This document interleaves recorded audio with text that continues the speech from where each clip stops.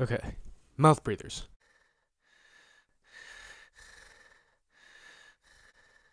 Mouth breathers are people that, as the name would suggest, breathe in through their mouth rather than through their nose. This anomaly is often associated with not being the brightest, but it's usually attributed to an underlying issue with the person that falls into one of three categories: obstructive, habitual, or anatomic. This habitual obstructive anatomical anomaly led me to ask the question of, are anime girls mouth breathers? Because I've always had that question of, why do they have their mouth open so often, you know? And honestly, it would explain why they have their mouth open so often if they're mouth breathers. More specifically, anatomical mouth breathers. Go and look at any anime girl of your choice and you tell me they can breathe through that nose just fine. It's a pathetic excuse of a nose that is anatomically hurting them to some degree because the airway through which air passes through their lungs is so small that they have to resort to mouth breathing to actually be able to get sufficient amount of air to their lungs.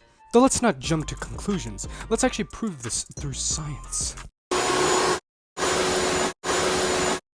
I think a logical place to start would be to analyze the size and length of an anime girl nose. I actually don't have an anime girl head lying around, and I don't know any anime girls personally that would tell me how big their nose is, so instead what I'm gonna have to do is I'm gonna have to estimate visually.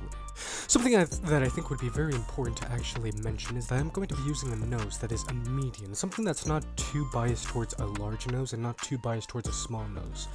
With that, I think this is the perfect candidate. As I said, I have no actual way to measure an anime girl nose, so what I'm gonna have to do is estimate and use scientific reasoning to be able to find out how big it is. And the way that I'm going to do that is by comparing it to something else similar to it in size, and then based off that, estimate how big the nose is when in comparison to that thing of similar size. Through extensive research, I've managed to find one thing that is comparable to it in size, and that is an anime girl fingernail. The average human fingernail is something that varies from person to person, but generally a fingernail is 12.2 millimeters on average for a woman.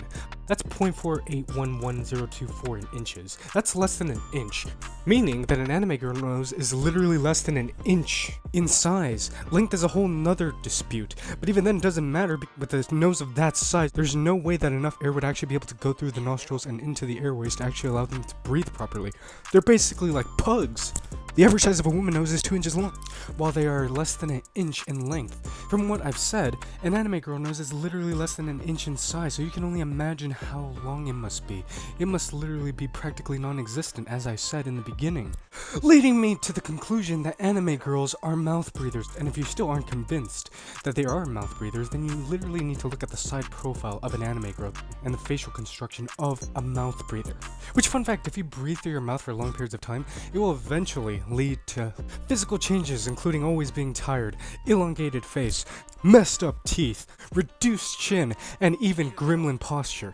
And going back to the teeth bit, isn't it funny how you never see their teeth? They're hiding something. And all I need to do to prove it to you is to show you this image. Look at this. They are 100% similar. With that, I believe that I have proven that anime girls are mouth breathers. If you guys like this video, then by all means give it a like, subscribe, share this with your high school teacher, your wife, your grandmother, anybody. And yeah, I'll be back to answer another question that not even scientists can answer. Bye.